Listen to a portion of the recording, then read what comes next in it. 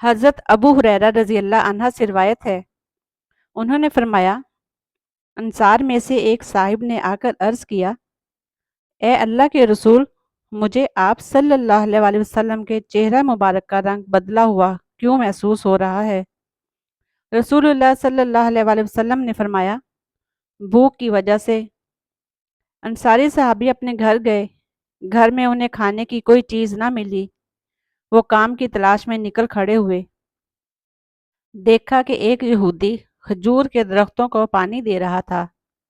انصاری صحابی نے یہودی سے کہا، کیا میں تمہارے درختوں کو پانی دے دوں؟ اس نے کہا، ہاں دے دو، اور کہا، ہر ڈول کا معاوضہ ایک کھجور ہوگی۔ انصاری نے شرط لگا لی کہ وہ کالی، سوکھی اور خراب کھجور نہیں لیں گے بلکہ عمدہ کھجور ہی لیں گے۔ انہوں نے باغ کو پانی دے کر اس کے عوض تقریباً 2 کھجوریں حاصل کر لیں اور انہیں لے کر نبی صلی اللہ علیہ وآلہ وسلم کی خدمت میں حاضر ہو گئے۔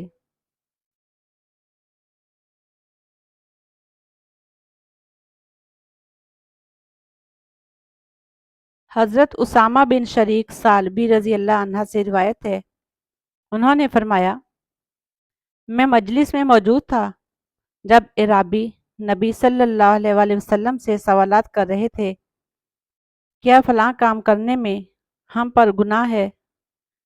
کیا فلاں کام کرنے میں ہم پر گناہ ہے؟